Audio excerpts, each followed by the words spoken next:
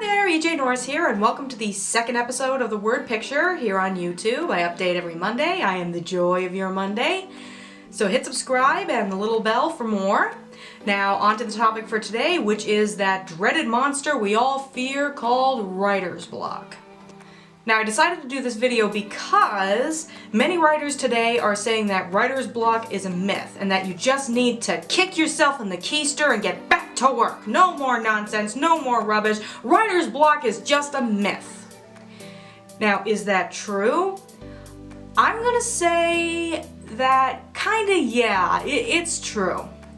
That writer's block is a bit of a myth. In my opinion, it's better to say that you're stuck than you're blocked.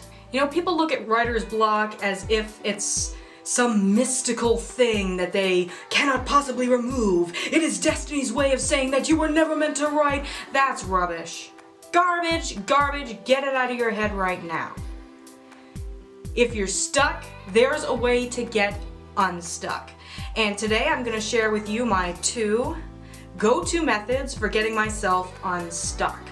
Now, writing is a very personal process, I understand that, and you may have to alter things or do it your own way. Go right ahead, I'm just sharing mine for kicks and giggles. And my first way, when I get stuck, is to go back. Now, I don't mean throw the draft in the trash and then go right back to the beginning and start writing all over again, and then I never finish anything. What I mean is, in my head, go back to the beginning of the plot and think over what I've done so far and consider what I need to do. Events A, B, and C have happened. What are my options for D? And it's kind of a self-interrogation kind of thing where I survey options, and usually what happens is I'll get an idea in my head for a route the characters can go on to next in order to get to the planned ending point. And then I get super excited about it, and there, unstuck, because I can't wait to get to that awesome new thing.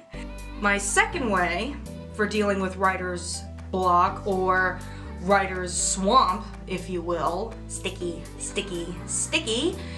is the scale down method.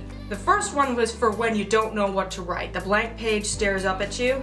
The second one is for when you do know what you want to write, but for some reason you can't do it. You can't. You don't know how to start. You can't find that first sentence. You're getting really uncomfortable. It's a big climactic scene, and you're worried about screwing it up. Well, that's because you are intimidated by the scene. Yes, you can get intimidated by your own scene. Happens all the time. This is a rife problem with me. Usually at the beginning of chapters or when something really important is going to happen, I want it to be as epic as I feel inside. But in thinking that way, you can get yourself stuck because you're afraid that once you put those words to paper, it's set in stone. There's nothing you can do about it. It's screwed up, it's ruined. And the best way to deal with that is to scale down. Don't think about the whole scene.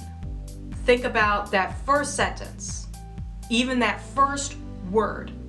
It sounds ridiculous, but it's like calling a council in your head and saying, does the council agree that the first word of this chapter should be the? Yes, we agree. Accomplishment. Like I said, it sounds stupid, but after the comes other things. The what? The sea lion. Well, what about the sea lion? Oh, the sea lion is sad. Why is the sea lion sad? And how does the sea lion feel when he's sad? And then before you know it, that first sentence has gone by. You've gone to the next, and the next, and the next. And crucial at this point, don't criticize anything you put down. It can always be tinkered with later. Just get it out, get it flowing, ride the wave out of there. So those are my two ways for getting out of writer's block, or writer's quagmire as I think it's more fittingly called. Never let it dictate your project. Don't quit just because things are getting a little bit sticky.